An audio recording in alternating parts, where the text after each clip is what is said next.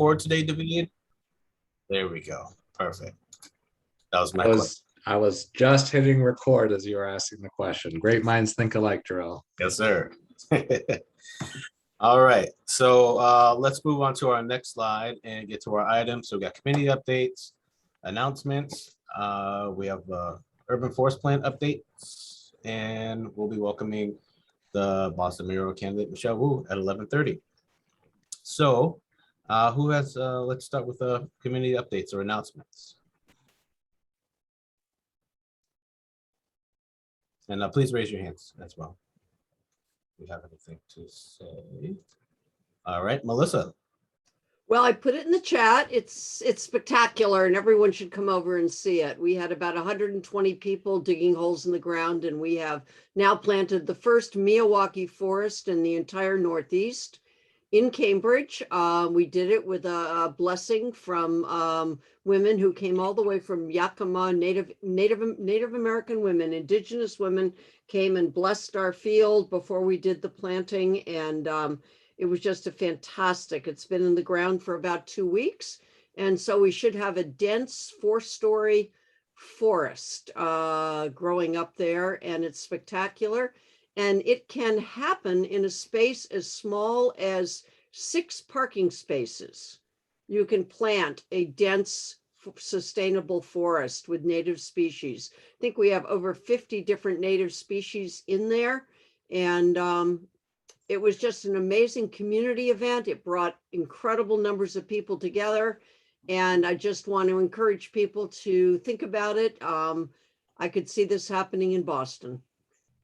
Particularly with, Michelle Wu, who I actually got to hear last night, where she talked endlessly about trees. So it was quite something. So anyway, I just wanted to pass that on. It's great. If you're ever in Cambridge, come on over to Danahy Park and take a look. Thank you so much, Melissa. That's awesome. I definitely will come check that out. Love to see that. All right, Allison, good morning. Good morning. 2 small success stories with Boston tree hearings with the city arborist. I learned last night the 4 trees in front of the former Whittier public housing on Tremont across from Ruggles Station that were destined to be cut down as part of a redevelopment project. And a number of us testified, and it was obvious that the new buildings were not, the construction was not going to affect those trees. So there didn't seem to be a good reason to take them down, except for ease of contractor parking. So learned last night that the trees are going to be saved, which is great. They're next to a bus stop. And then the tree hearing that happened yesterday morning at 10:10 with about the trees on Shawmut in Lower Roxbury. We did have 5 people speak, and I think there's going to be some alternatives explored there. So no decision's been made yet about those 2 red oak and London plane, very, very large, healthy trees. That's my update. Thanks. Thank you. Thank you very much, Allison. Yeah, those trees are pretty hefty. So it really be terrible for them to get chopped down that way. Right. Yeah. All right. Hey, morning, Lisa. You're up next. And then Nina. Hey, how are you today? So I'm here to give a quick update around the efforts to save Crane Ledge Woods. We continue to have a groundswelling of support. We had a 4th community meeting on Zoom last week. There were about 140 participants. So the groundswell of support, Mass Audubon is 100%. Lisa, can I just pause you for a sec? Yes. Your audio is a little choppy. You might want to turn off your video. Yep. Done. Thank you. Thank you. Thank you, David. There were few, if any, officials that attended that meeting. including their aides. So that was disappointing. The BPDA continues to be not very responsive. And so we, we are hoping for, we are trying for, but there has yet to be a real site inspection of the actual site, the trees, the potential wetlands, the steep ledges, and we very, very much, that is very needed. Mass Audubon has offered to provide an independent expert, environmental expert. The BPDA has not responded. We're also trying to work with the Conservation Commission. They are not making it easy. So thank you for the support you've given, and we continue to need to have as much active support in order to save these woods and all of the species within it. Thank you. Thank you, Lisa. Appreciate that. Nina La Negra. Good morning. Can't hear you. There you go. Okay, thank you. I just wanted to piggyback on Allison's update around Shawmut Ave. I was unable to attend the hearing, but I did send an email directly to the imam, and Bill Singleton had a conversation with him. And I think they are now looking at alternative ways to build. That's excellent. I personally also submitted a letter of opposition to that project. Mine wasn't really in opposition. It was really trying to reach out to them to see what they needed to build differently.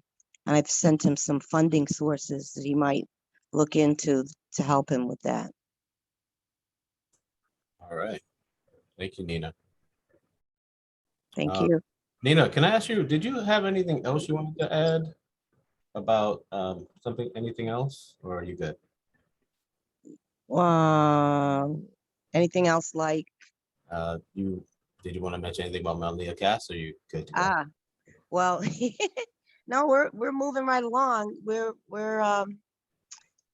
We're finally coming down off the high of our victory of stopping the city from doing what they were trying to do, and focusing on a greenway.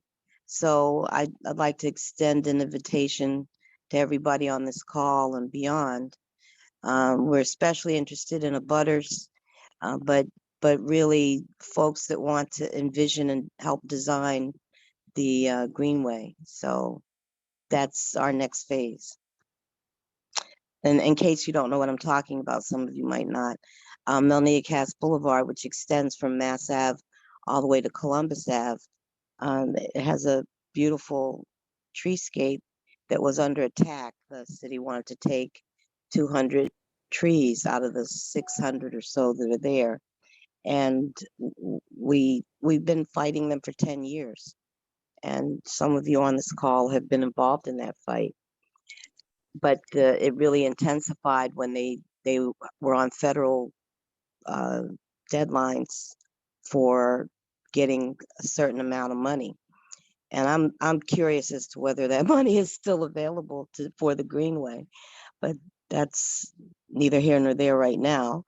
The focus now is to really turn it into a space that has more trees and that people can enjoy, and at the same time do the repairs to the road and the sidewalks that people have been asking for over 10 years.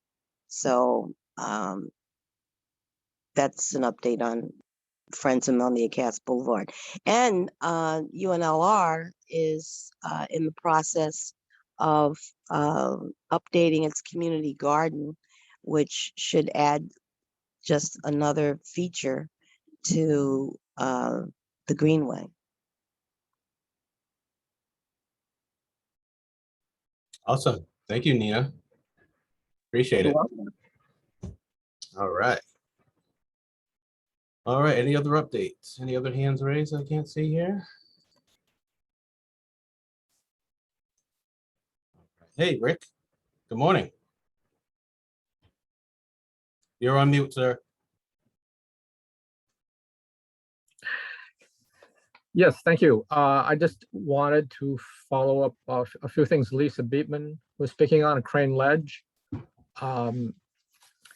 For some of you are unfamiliar with it. A quick update would go to save our website, Save Crane Ledge Woods, and there's a great 6-minute video that gives you a very good idea of what we're trying to save.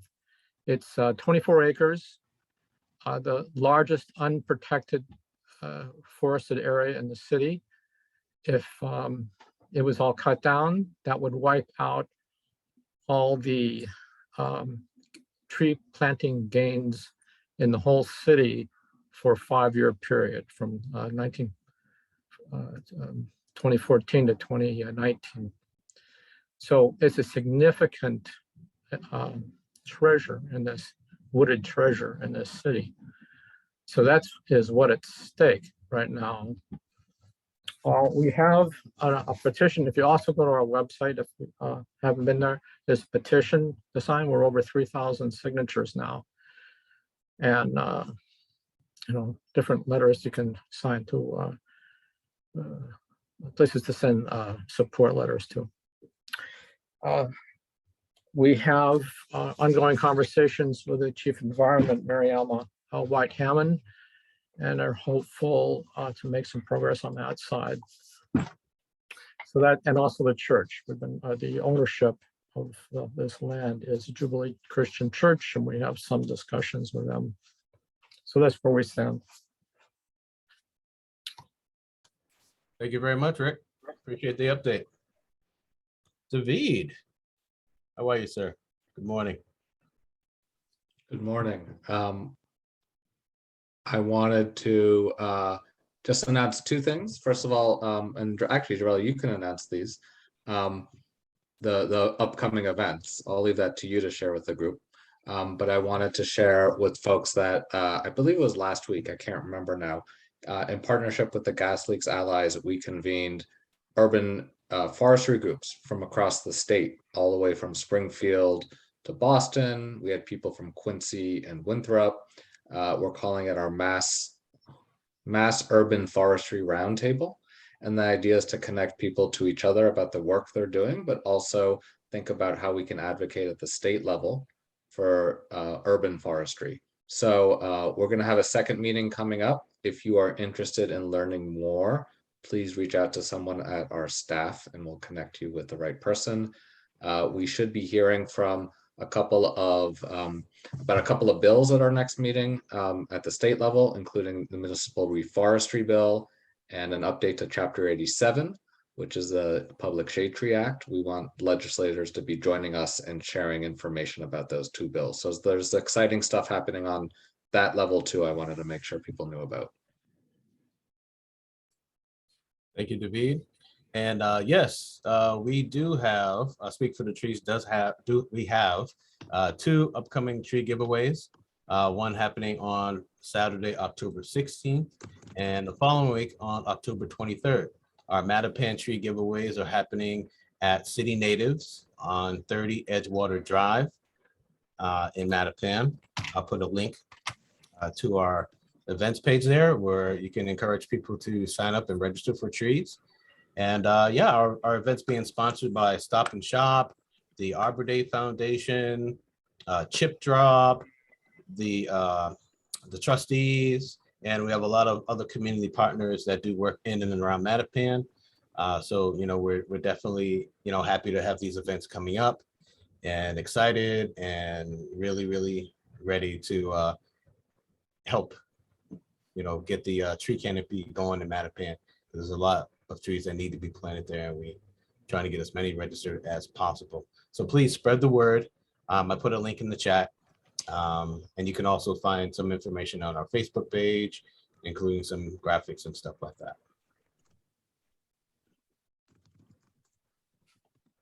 I do not have a contact for community work for Stop and Shop. I mean, I can look into that. Do you have anything in particular, LaQuisa? Yeah, I've just been trying to get in contact with somebody at Stop and Shop in regards to different community work that, I'm doing with you guys, and then just anything else in my day work. I work with housing. So I've been just trying to reach somebody over there, but I've been having a hard time. So when I heard you guys say that Stop and Shop is, being a sponsor or a donator, I was wondering who you spoke to over there in regards to that, and maybe I could speak to them. Yeah, so this particular grant is actually I'm a little confused by the relationship to Stop and Shop because it's coming through a company called Greenprint, and they work with Stop and Shop, and I'm not quite sure their relationship, and that's all being mediated through Arbor Day. So if you want to reach out to me, we can talk offline and figure that out. That'd be great. That'd be great. Yeah. Thank you so much. Yeah, it's a little confusing. Was anyone at the either of the last two urban forest meetings? I was sick for one of them and then forgot about the one with the emerald ash borer, so I missed that one. Might there be someone on the call who could give us a brief update? Hey, David, The emerald ash one, right? About the trees and the bugs in the trees. Okay, I'll let you go ahead and then I'll chime in.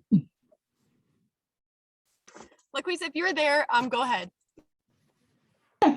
Yeah, so I did go to the meeting. I thought it was really interesting. They basically talked about how the city was planting, the same variety of trees, same variation of trees in like a certain area. And then there's these bugs that come, and then the bugs basically are killing the trees, but they kill them from like the top down. So they were thinking about having certain trees cut down, and then thinking about different varieties of trees to be planted, opposed to planting like the same tree down like one street, but definitely switching them up or whatever, because if bugs come in, they'll take over one tree, and then that can basically kill off the rest of the trees, which basically isn't that great. So essentially that's what I got out of it, but I'll let somebody else chime in if they were also there. Yeah, I could just say briefly, I think that covered it great. But I was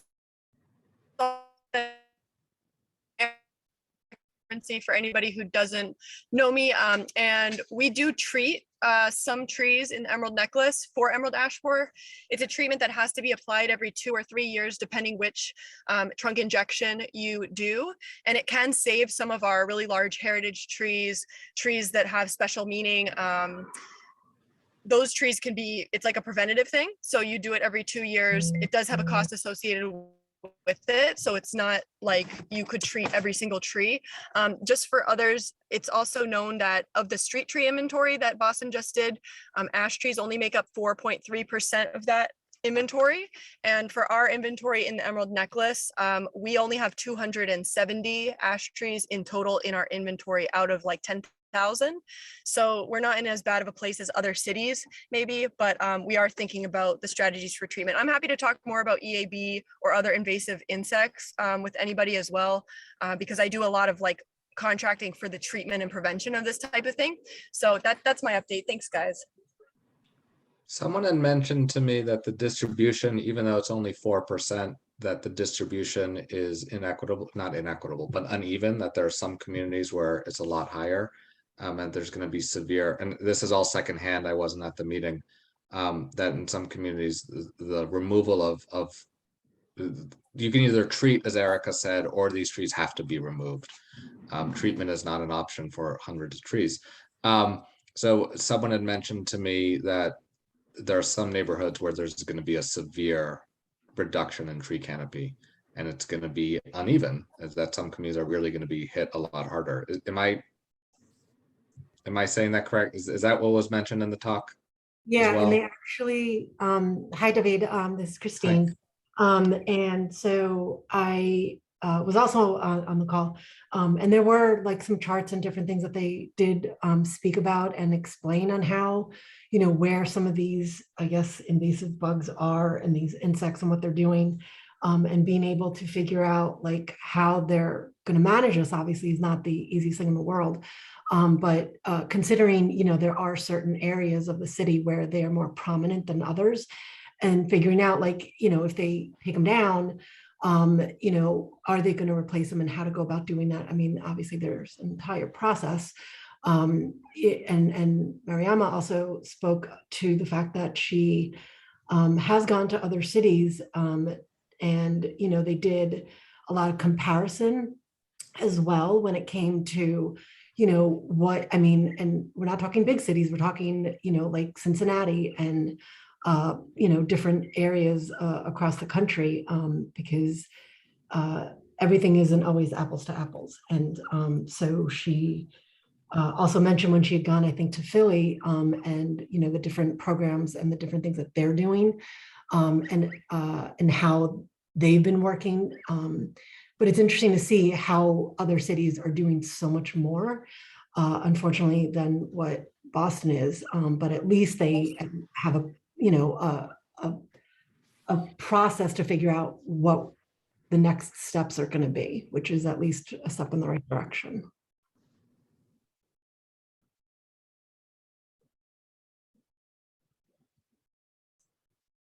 Thank you, Christine. Yeah, so thank you, Jarrell. Jarrell sent the overview of percentage by neighborhood. I think that's, and Molly noticed posted in the chat window that in Dorchester, ash trees make up 14% of the street trees. I also want to recognize that this is just a data on street trees, and I believe it's only data on city street trees. So depending on whether the property is managed by DCR, I'm not sure those numbers are included. So I don't know what the forested land looks like in terms of ash tree distribution. The city doesn't necessarily manage those spaces, or not as actively, but those trees one way or another will succumb either by chainsaw or little green insect to the ash tree.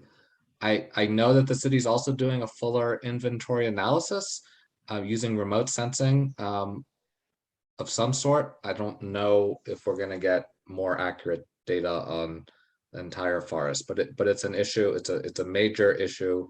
I know that to Erica's point, it can be treated for significant trees, but is going to be a loss nonetheless across the canopy.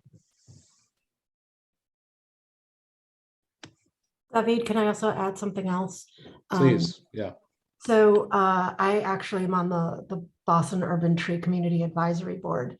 So going to with what you're saying, they have, you know, evaluated, you know, where the trees are, which are healthy, which are not.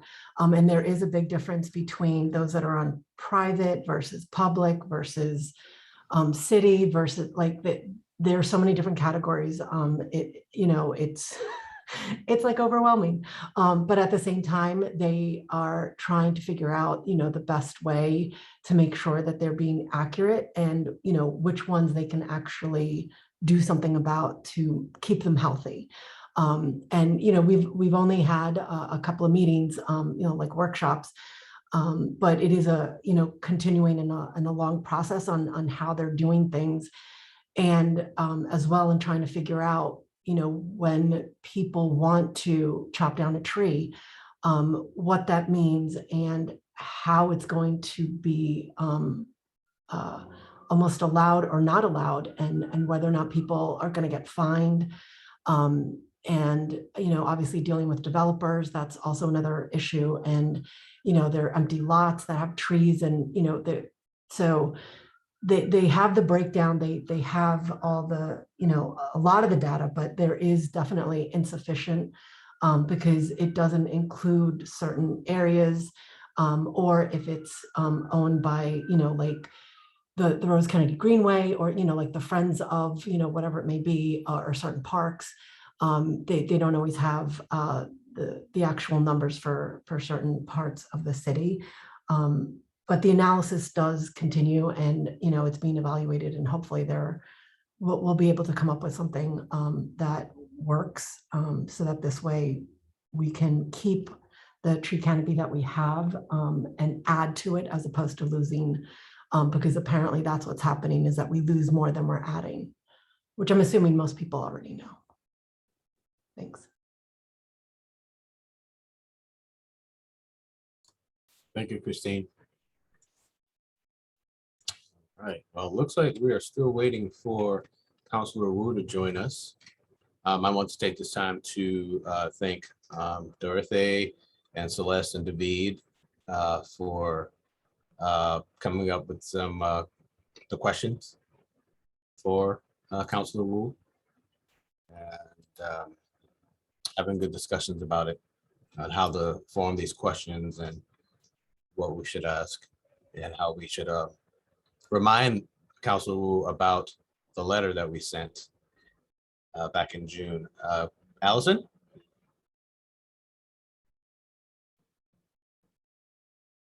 You're on mute, Allison. Yeah, thanks, Jarell. The letter and the questions are great. I was wondering how that number of 12 arborists was determined, if that was based on population, or why such a specific number. And also, I mean, this is sort of a general policy question going back to that July letter, but putting urban forestry under the Environment Department, and how that will relate to the future growth of green jobs, maybe thinking about maintenance, parks maintenance. So just kind of a broad topic, I guess. Thanks. Dorothy, would you like to respond to Allison? Hi.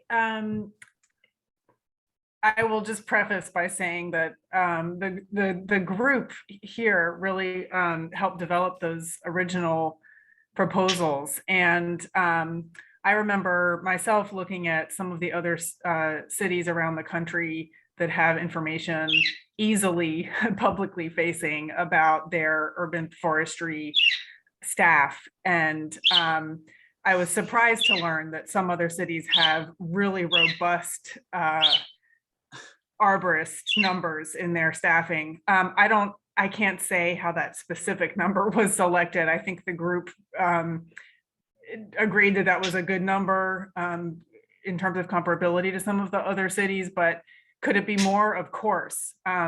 Personally, do I think it should be less? No, given the number of streets and trees in Boston, and our various neighborhoods that all need really close attention.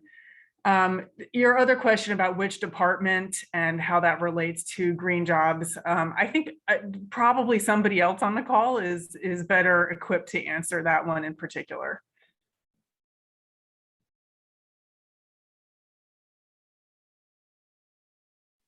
Yeah, I just wanted to reflect that I think part of the conversation that will be coming out of the UFP will be around those types of conversations. And I think that will serve as a template. So I'm sort of playing a wait and see game with, I don't want to be too preemptive. I think the team who's been doing the UFP has actually been pretty great about looking at themselves critically in the mirror. If you look at some of their meeting notes, I think they acknowledge that they need more staff, that there needs to be training, that all this stuff needs to happen. So, I think there are lots of ways to develop new systems within the city and new staffing. I think that we'll wait and see is probably the best answer I have right now, because I think there's a lot of smart people in that room, including many people on this call. I will say, this is Dorothy again, that one of the things that I know we all were thinking about and talked about, at least briefly, about putting the forestry division within the environment department was to put it where the expertise is. I know there is some expertise at parks, but really, I think we're visioning where's the greatest overlap with the scientific knowledge that we need to bring to bear on these issues. And then green jobs, I think, we're all thinking about how we'd like to get staffing of arborists on city payroll and not just through contracting, and that likely would imply residency requirements, and so we need to help the city fill those jobs should they be created, and that sort of got us thinking about the green jobs development and pipeline from within the city.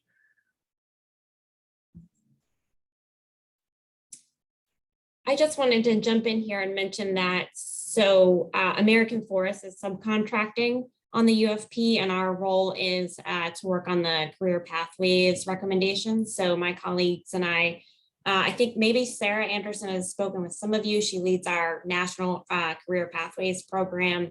So we're going to be making some recommendations to the city based on research and looking at other programs across the city and what kind of model might work for the city of Boston. So that will be part of UFP.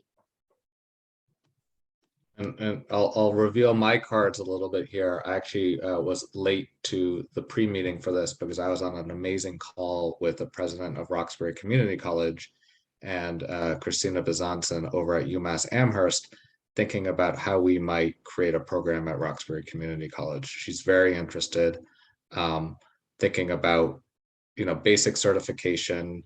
We already have, many of those students are already Boston residents. And then lining that up not only with the city's program or job needs, but also the industry. There's a lot of need from utility companies, from tree care companies. They're looking for people. These are good jobs. These are local jobs. So just so you know, we're thinking about many of these questions. I think there's an opportunity here to talk to Michelle about them, to talk to city councilors about it. I know Kenzie Bach has been very instrumental in some of this, and think about how this program might run in Boston. And I think American Forest will bring a lot to the table in thinking about how we can make it sustainable and successful. So Molly, I was going to actually share that with you in a private conversation, but I need to talk to Sarah too, because the president of Roxbury Community College is very, very interested, and they already have programs and they have a wonderful campus there for this type of work. So great news. Yes, let's talk.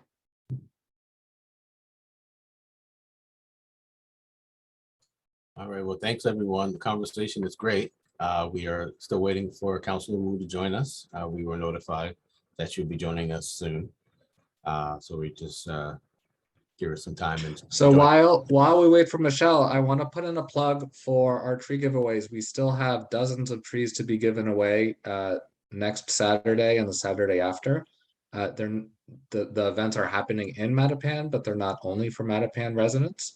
So if you want to come, if you want to spread the word to your neighbors and friends, of course, we're targeting the residents of Mattapan, but if you live in a environmental justice community, especially, we hope you can spread the word in your community. And we have dozens of different species, right, Jarrell? yes, we do. He knows it better than I do. We even have pawpaws. Yep, pawpaws and trident maples, some eastern red buds, some American hop-horn beans, some Japanese Stewartias. I always get confused with that. But yeah, we have lots of trees and lots of opportunities to get people to register to take some home. It's going to be a great couple of events. We got the mulch delivered yesterday, 200 bags of mulch. Mm-hmm. Yeah, the people at the trustees have been very supportive of this event as well. So yes, thank you. If anyone on the calls from trustees. Absolutely.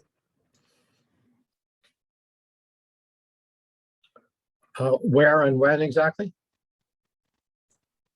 Saturday, October 16th and October 23rd at City Natives in Mattapan on 30 Edgewater Drive. I can put the address in here. Oh. Mhm.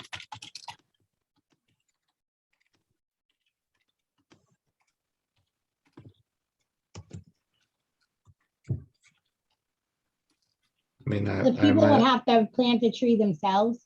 They would have to, they just come there and pick it up and then they would plant it themselves, right? Or would they sign up and then somebody would come out to plant the tree for them and they just pick a spot?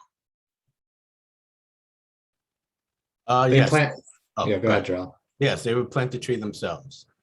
And we're asking everyone to plant the tree that same weekend that they pick the tree up, or, as soon as possible. We have I planted my tree today campaign. I guess campaign may be the right word, I don't know. That we're highly encouraging people to plant the trees as soon as they pick them up. And yeah. And what hours? It's going to be set up? Yep, from 10 a.m. to 2 p.m. Both days. It's all on our website too, and you can register there and get your, we will take walk-ups, but we encourage people to register in advance, and you can select your tree on the website. Melissa? Yeah, I mean, since, Counselor Wu is not here yet, I can just mention that from the conversation. You just went mute. Yes, Oh. at the event that I was at last night, she made a point herself of mentioning that the city of Boston only currently has one arborist. And she said it with outrage.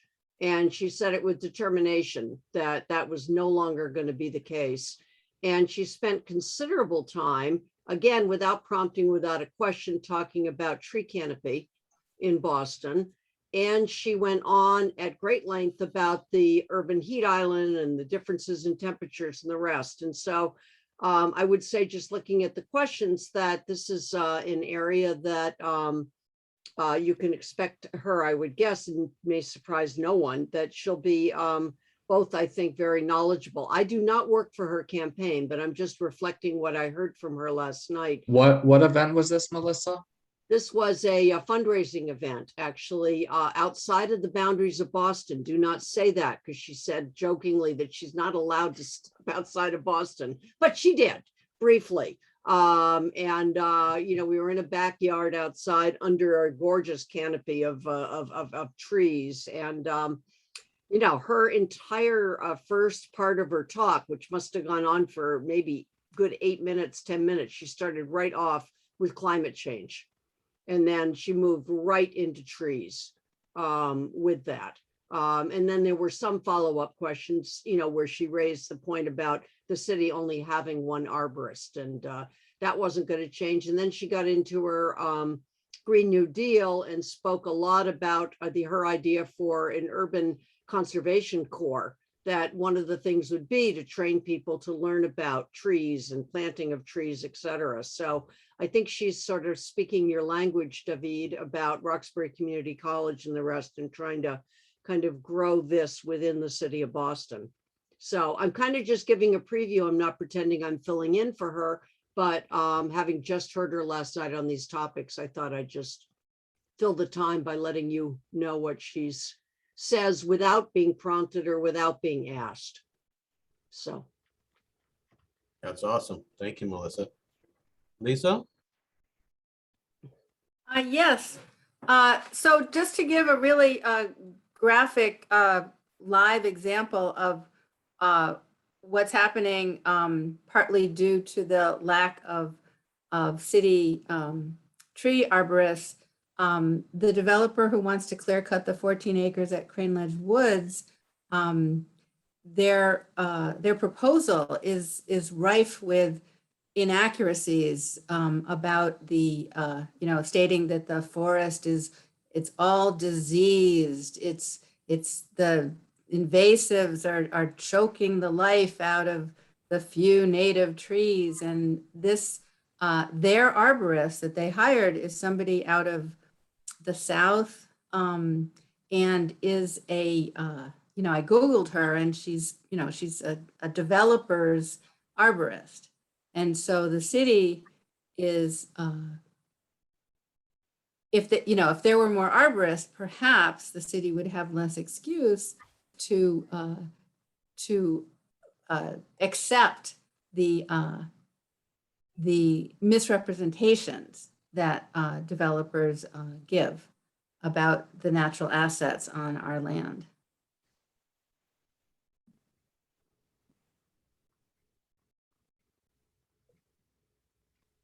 Thank you, Lisa.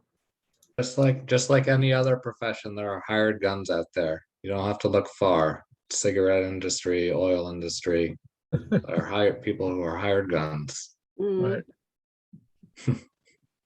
Hi, Sarah. Good morning. Hi there. Quick follow-up on that. I don't know the etiquette on private property, but does anyone ever get a second independent opinion or inventory? Allison, are you answering that question? We have another question. You're on mute again.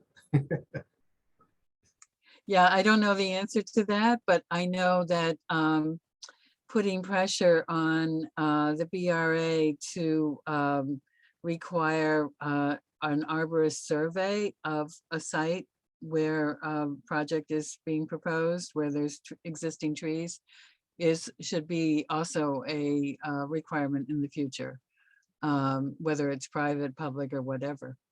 And we did have some success with that with one of the Nubian Square RFPs on the Crescent parcel,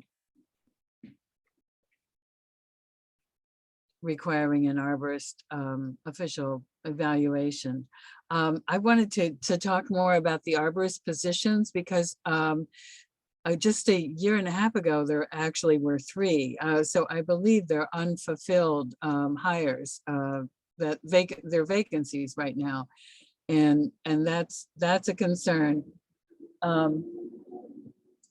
Another concern for me is just the multitude of responsibilities for the arborist, and one of them is that again, many of these large projects, I'm thinking of Back Bay along Stewart Street by the John Hancock. There's 16 locusts, I believe.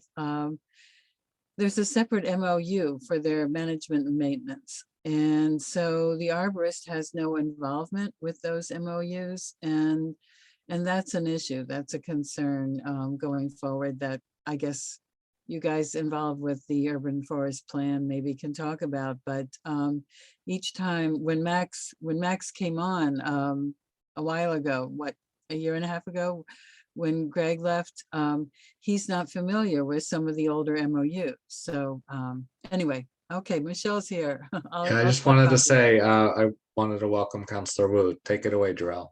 Yes. Good morning, Councilor Wu. Thank you very much for being here and attending our Boston Urban Forest Friends meeting. It's great to see you. And yes, we're really happy to have you here. Welcome. Thank you. I'm so sorry I got tied up at our earlier meeting, but very excited to see everyone here. Thanks for all the work that you're doing. Thank you.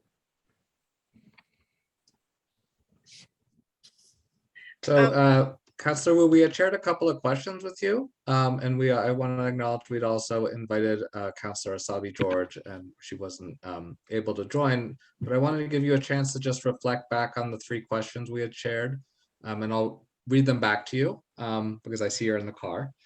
So they were, will you commit to creating a designated urban forestry division within the Environment Department? That's question 1. Question 2, will you commit to funding at least 12 arborist positions on the City of Boston payroll? So not consultants and not, actual Boston staff. And will your administration require accountability from private, public, quasi-public, and institutional entities in implementation of the urban forest recommendations and any other city efforts to stabilize, rebuild, and maintain Boston's urban tree canopy infrastructure? So feel free to answer those in whichever way suits you. And it's great to see you. Can you all hear me? Sometimes the reception is a little bit spotty. Can you all hear me? Okay. All right, great. Yeah. Because everyone else is frozen for a little bit. So on 1 and 3, absolutely yes. It's a little trickier when it comes to staffing and the sort of context of the entire budget, but we very, very much need to be ramping up the number of arborists that are on staff and part of the city's human capital infrastructure. So I look forward to digging in, and I'm sure if David and others are saying that 12 is a reasonable number, that that is probably going to be the reasonable number.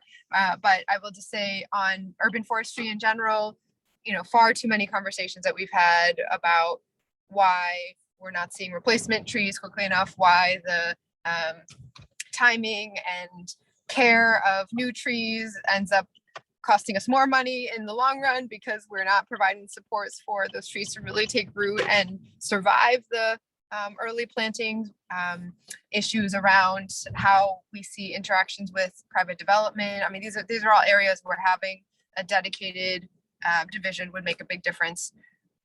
I am solidly committed. I think the commitment I put out during the campaign was to double the number of, or basically take the number of street trees that we have and make sure that we are doubling that in some way, whether it may not all be necessarily on, in the sidewalks as street trees, but certainly getting the empty pits filled and making sure that we have a plan that is in conjunction with the urban forestry plan to get street trees on a smoother placement and expansion pathway.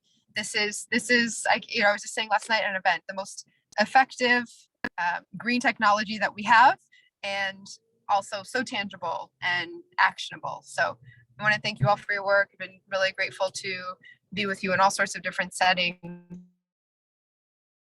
advocating for equity within our city's green infrastructure and thinking about the many immediate ways that city government can move forward.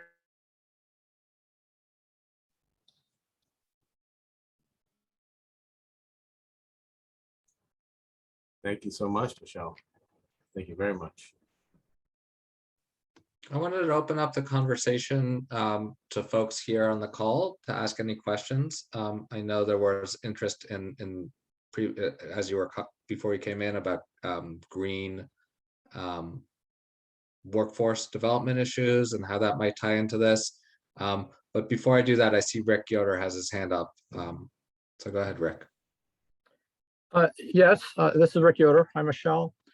As you might guess, I have a question on Crane's Ledge, and I'll sort of a more general one. What efforts would you make to help us save Crane Ledge from being cut down and developed? If you were when you become mayor. Yeah, thank you so much, Rick, and thank you for taking me up there years ago to understand what a jewel this is in terms of open space and urban wilds in our community. Unfortunately at this point, it's complicated because it's a privately owned parcel. What the city can do is to put up as competitive an offer as possible for the private owner, and to really engage in conversations with that property owner about the larger community value of finding a way to preserve this. It's a difficult situation, right? The churches in Boston are important community anchors and are facing tremendous pressure financially from gentrification and displacement as well. And so I look forward to trying to use whatever tools and funding that we have available to help convene and reach a resolution. Oh, Rick, you're muted. Just a follow-up on that. The coalition's view does recognize how complicated this is, and we do have a relationship, speaking with the church and with the chief Mariana White Hammond. Our view is the city should raise a special a green bond for environmental justice inland acquisitions, have that set. That would be the funding. And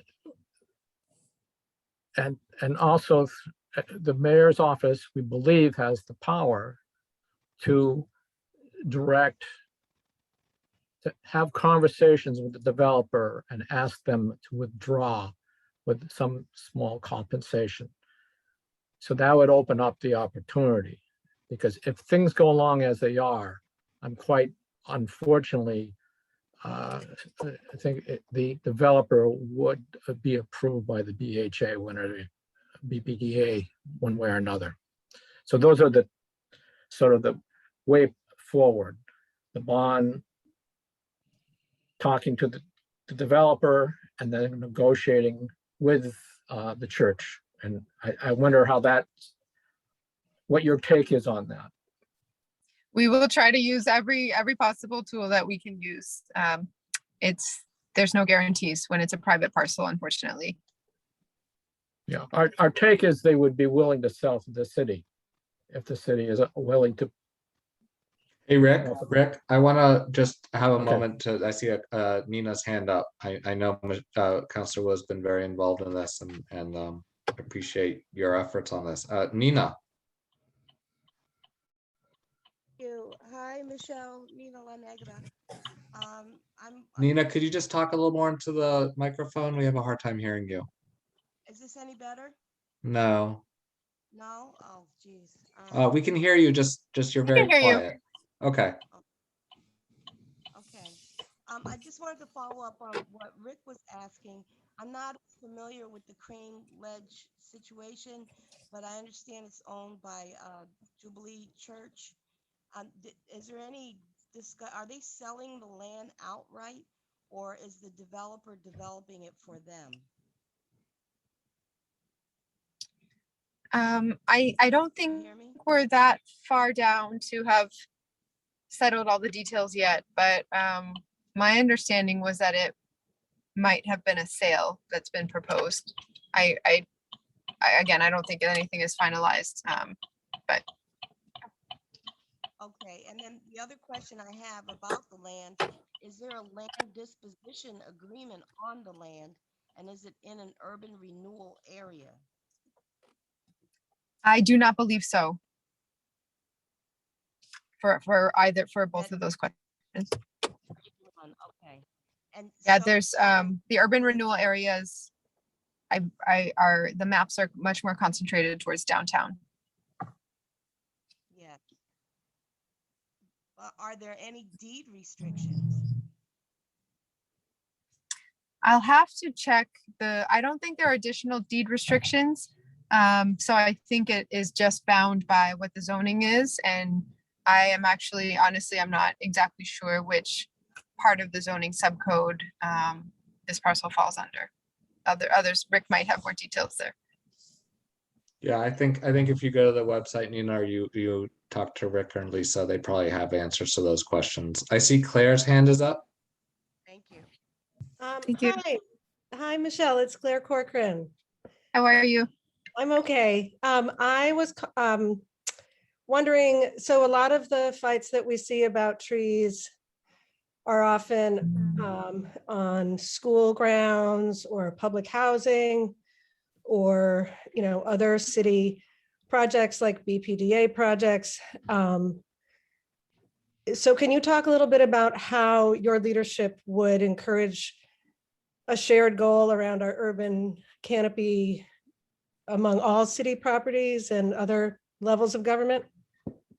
Yeah, that is where those parts of city infrastructure that you mentioned are actually where we can have the most impact. But what we've seen in the past is that this has not been prioritized as a key consideration to take into account when there are development proposals or other changes. And so really ensuring that this is part of the early decision-making process and having this as a core value for how we see resiliency across the city is really important, and then can be implemented much more smoothly through our public infrastructure like schools and housing authority, other municipal property, libraries, community centers, etc. I think we have to have a conversation as a city there's already been some movement on the city council about what happens with trees and the loss of trees on private land as well. And the provisions, mitigations, protections, restrictions on what could happen there. So I look for, and I'm hoping that the process of completing the urban forestry plan for the city will lead to that as part of the conversation. And then I think in general, it helps when city government has a proactive vision so that we're not just playing whack-a-mole with different situations and trying to stop or reverse something that's been proposed, but to really lean in and say, here are the racial and climate inequities that we see perpetuated through disparities in urban tree canopy, and how do we ensure that that is a top line goal for the city. You have time for another question? Well, one last one, very quick. All right, Catherine Walsh, go ahead. Hi, Counselor Wu. Thanks for being here. I work for Boston Public Schools. Would you mind sharing your thoughts or visions for engaging youth in climate action? I think Speak for the Trees runs a wonderful model with their Teen Urban Tree Corps. And maybe that's something we could replicate through other green jobs or climate action opportunities for our students and youth. And I'd just love to hear your thoughts on that. Absolutely. Our young people are ready to go. This generation is so engaged and impatient in the best way about taking action with regards to climate and climate justice. And there's a lot that we need to do around ensuring that we're starting early with education efforts and connecting our young people with the importance, the value, the potential and impact of our tree canopy.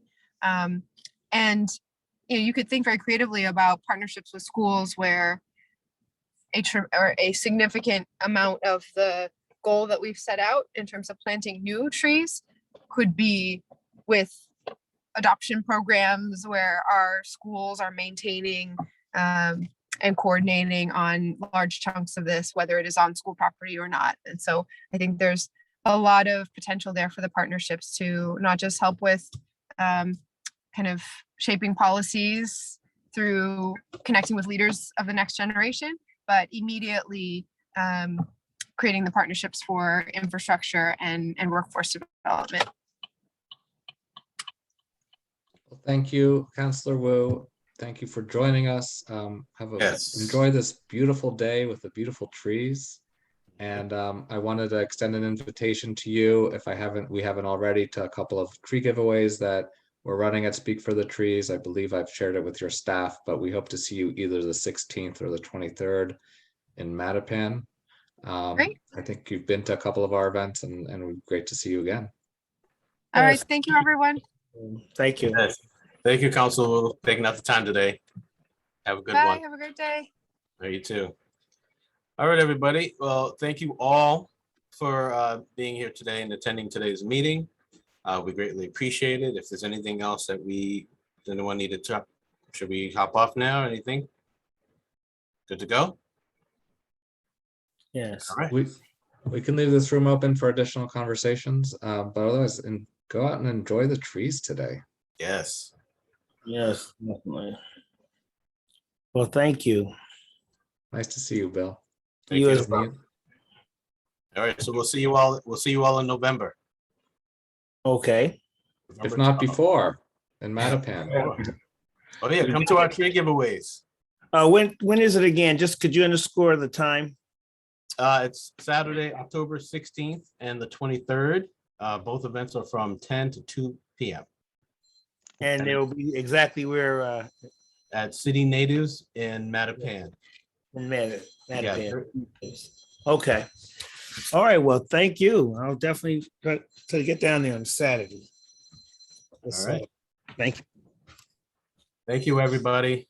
Thanks, Everyone. everybody. Nina? Oh, can I ask a question? Are you still there, Nina?